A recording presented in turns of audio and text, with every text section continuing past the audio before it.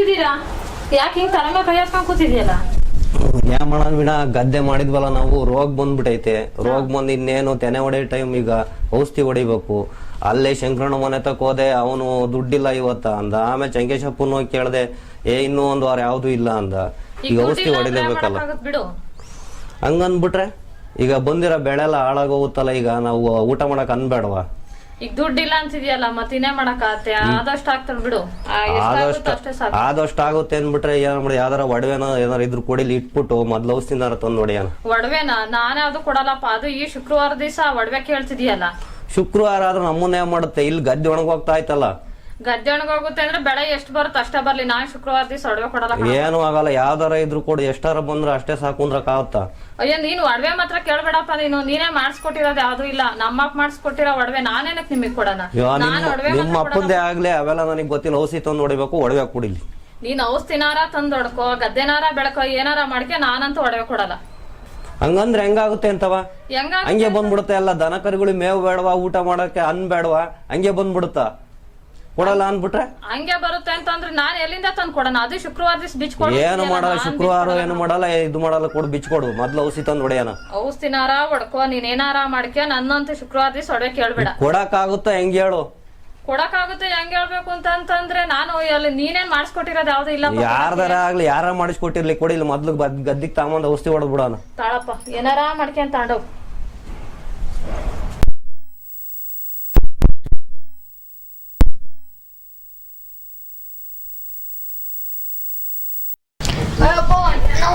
ಯಾಕೆ ವೇದ? ಯಾಕೆ ಏನಾಯ್ತು? ಯಾಕೆ ಹಿಂಗ್ ನೀರ್ ಕುಡಿಸ್ತಾ ಇದೀರ? ನೋಡಕ್ಕ, ಅಂಗಡಿಯಿಂದ ಔಷಧಿ ತಂದಿಟ್ಟಿದ್ರು, ಅದನ್ನ ತಾಂಡಿ ಹಿಂಗ್ ಕುಡಿದ್ಬಿಟ್ಟು ಹಿಂಗ್ ಆಡ್ತಿದ್ದಾನೆ. ಇಂಥವೆಲ್ಲ ತಂದು ಬೆಳೆಗಳಿಗೆ ಹೊಡೆಯೋದ್ರಿಂದವ ನಮ್ಮ ಜೀವನಕ್ಕೂ ಅಪಾಯ ಆಗುತ್ತೆ, ಮಕ್ಳುಗಳಿಗೂ ಈ ತರ ತೊಂದರೆ ಆಗುತ್ತೆ. ನಾವೇ ಬಂದಾಗ ಬೇವಿನ ಕಷಾಯ ಮಾಡಿ ಇದನ್ನ ತೋರಿಸ್ತೀನಿ, ಬಂದ್ರಿ. ಕಷಾಯನ? ಅದಿನ್ ಎಂತ ಕಷಾಯ ನಡಿಯಕ ಮಾಡೋದ್ ಹೆಂಗೆ ಅಂತ ತೋರ್ಸು. ಬೇವಿನ ಕಷಾಯ ತಯಾರಿಸಕ್ಕೆ ಬೇಕಾಗುವ ವಸ್ತುಗಳು: 100 ಲೀಟರ್ ಡ್ರಮ್ಮು, 4 kg ಬೇವಿನ ಸೊಪ್ಪು, 10 ಲೀಟರ್ ಗಂಜಲ, 50 ಗ್ರಾಂ ಅಂಟುವಾಳಕಾಯಿ ಅಥವಾ ಸೋಪಿನ ಪುಡಿ, 100 ಗ್ರಾಂ ಬೆಲ್ಲ, 1 ಡ್ರಮ್ಮು.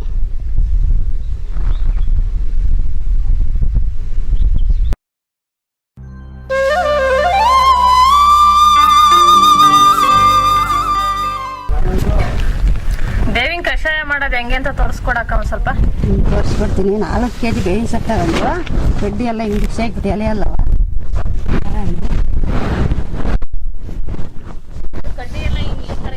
ಕಡ್ಡಿ ಎಲ್ಲ ಬಿಡಿಸಿ ಹಾಕ್ಬಿಡ್ಬೇಕು.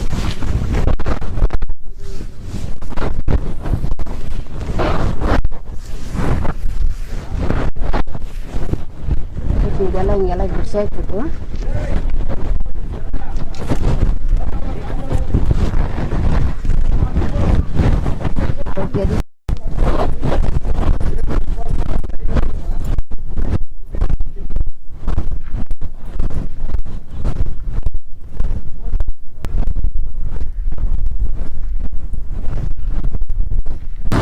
ನುಣ್ಣು ರುಬ್ಬಿದ್ದ ಒಬ್ಬಿಗೆ ಅಥವಾ ಒಂದು ಬಕೆಟ್ಗೆ ಹಾಕಿ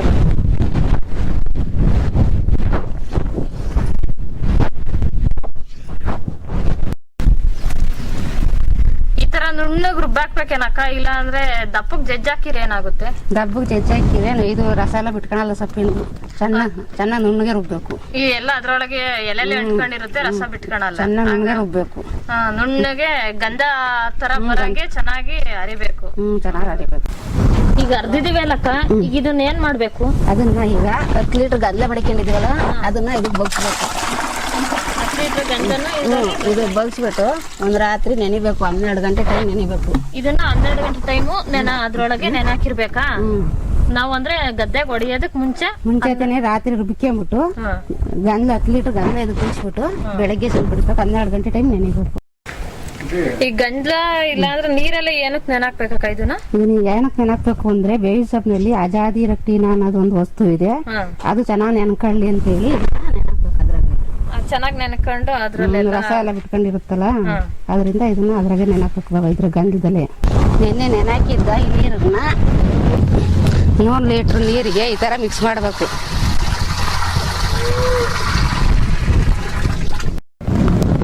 ಇವಾಗಕ್ಕ 4 kg ಬೇವಿನ ಸೊಪ್ಪು ಅರ್ದು ಒಂದ್ ರಾತ್ರಿ ನೆನಾಕಿ ನೀರಲ್ಲಿ ಬೆರೆಸಿದ್ವಿ. ಆಮೇಲೆ ಏನ್ ಮಾಡ್ಬೇಕು? ಆಮೇಲೆ 100 ಗ್ರಾಮು ಪುಡಿ ಮಾಡ್ಕೊಂಡು ಇದನ್ನ ಇದ್ರೊಳಗೆ ಬೆರೆಸ್ಬೇಕು. ಅದ್ರೊಳಗೆ ಹಾಕ್ಬೇಕಾ? ಬೆಕ್ಕೆ ಆಗಂಗೆ. ಈ ಬೆಲ್ಲ ಏನಕ್ಕೆ ಹಾಕ್ಬೇಕಕ್ಕ? ಬೆಲ್ಲನ ಇದು ಸಿಂಪಡಿಸ್ತೀವಲ್ಲ, ಸಿಂಪಡಿಸ್ಬೇಕಾದ್ರೆ ಇದು ಎಲೆ ಮೇಲೆ ಕುಕ್ಕಳ್ಳಿಂತವ ಬೆಲ್ಲ ಇದ್ರೊಳಗೆ ಹಾಕ್ಬೇಕು.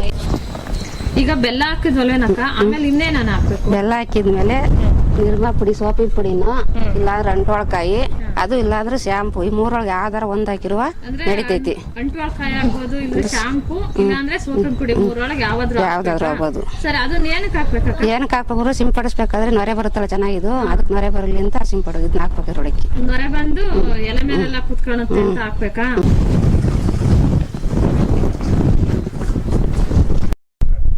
ಈಗಕ್ಕ 4 kg ಬೇವಿನ ಸೊಪ್ಪು ತಗೊಂಡು ಅದನ್ನ ಚೆನ್ನಾಗಿ ಅರೆದ್ಬಿಟ್ಟು 10 ಲೀಟರ್ ನೀರು ಅಥವಾ 10 ಲೀಟರ್ ಗಂಜದಲ್ಲಿ ನೆನಾಕ್ಬಿಟ್ಟು 100 ಗ್ರಾಮ್ ಬೆಲ್ಲ ಹಾಕ್ದು, 50 ಗ್ರಾಮ್ ಸೋಪಿನ ಪುಡಿ ಹಾಕ್ದು. ಮುಂದೆ ಏನ್ ಮಾಡ್ಬೇಕಕ್ಕ? ಇವಾಗ ಮುಂದೆ ಇವೆಲ್ಲ ಹಾಕಿ ಆದ್ಮೇಲೆ ಚೆನ್ನಾಗಿ ಒಂದು ಕಡ್ಡಿ ತಗೊಂಡು ಚೆನ್ನಾಗಿ ಹಿಂಗ್ ತಿರುಗಬೇಕು. ನಂಗೆಲ್ಲ ಚೆನ್ನಾಗಿ ಹಿಂಗ್ ತಿರುಗಬೇಕು.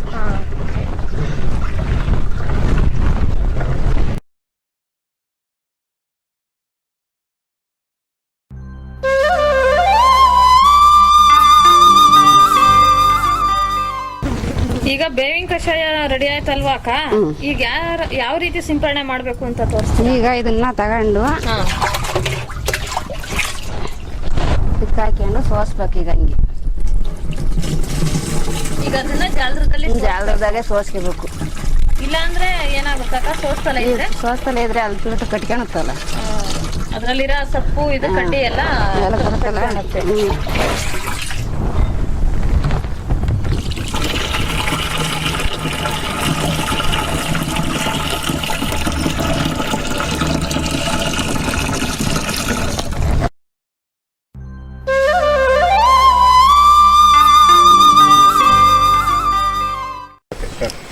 ಈಗ ಅಕ್ಕ, ಈ ಬೇವಿನ ಸೊಪ್ಪಿನ ಕಷಾಯ ಹೊಡೆಯೋದ್ರಿಂದ ಏನೇನು ಉಪಯೋಗಗಳಾಗ್ತವೆ ಅಂತ ಹೇಳ್ತೀನಕ್ಕ?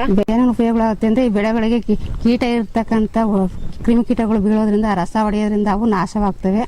ಅದರಿಂದ ಇದನ್ನ ಹೊಡಿಬೇಕು.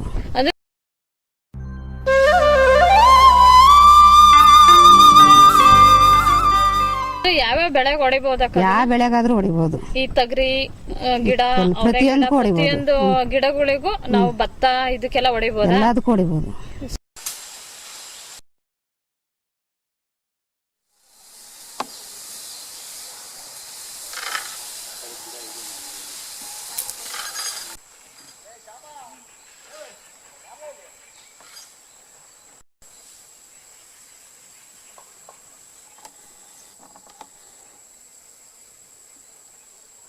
ಅಲ್ವಾ ರೈತರುಗಳೇ, ಬೇವಿನ ಕಷಾಯವನ್ನು ಯಾವ ರೀತಿ ಮಾಡೋದು ಅಂತ ಇದೇ ಅತ್ತಿಕಟ್ಟೆ ಗ್ರಾಮದ ರುದ್ರಣ್ಣಮ್ಮ ಮತ್ತೆ ಮಾದೇವನವರು ತಿಳಿಸ್ಕೊಟ್ಟಿದ್ದಾರೆ. ಅವರು ಬೇವಿನ ಸೊಪ್ಪಿನ ಕಷಾಯದಿಂದ ಏನೇನು ಉಪಯೋಗಗಳಾಗ್ತವೆ ಮತ್ತೆ ಕ್ರಿಮಿಕೀಟಗಳನ್ನು ಯಾವ ರೀತಿ ನಾವು ನಾಶ ಮಾಡಬಹುದು ಅನ್ನೋದ್ರ ಬಗ್ಗೆ ಚೆನ್ನಾಗಿ ಕಷಾಯ ತಯಾರು ಮಾಡಿಕೊಂಡು ಅವರೇ ಗಿಡಗಳಿಗೆಲ್ಲ ಒಡಿಸಿ ಅದರಿಂದ ಏನ್ ಲಾಭ ಆಗ್ತಾ ಇದೆ ಅನ್ನೋದ್ರ ಬಗ್ಗೆ ಚೆನ್ನಾಗಿ ತಿಳಿಸ್ಕೊಟ್ಟಿದ್ದಾರೆ. ಮತ್ತು ಈಗ ಅದನ್ನ ನೋಡ್ಕೊಂಡು ನಮ್ಮ ರೈತರಲ್ಲಿ ನಾನು ಯಾಕೆ ಮಾಡಬಾರ್ದು ಅಂತ ಅದನ್ನ ಉಪಯೋಗಿಸ್ಕೊಂತಾ ಇದ್ದೀನಿ. ಮತ್ತೆ ನೀವು ನಮ್ಮಲ್ಲಿ ಎಲ್ಲಾ ರೈತರುಗಳು ಇದನ್ನೇ ಬೇವಿನ ಸೊಪ್ಪಿನ ಕಷಾಯ ಮಾಡಬೇಕು ಅಂತ ಎಲ್ಲರಲ್ಲಿ ಕೇಳ್ಕೊಂತಾ ಇದ್ದೀನಿ.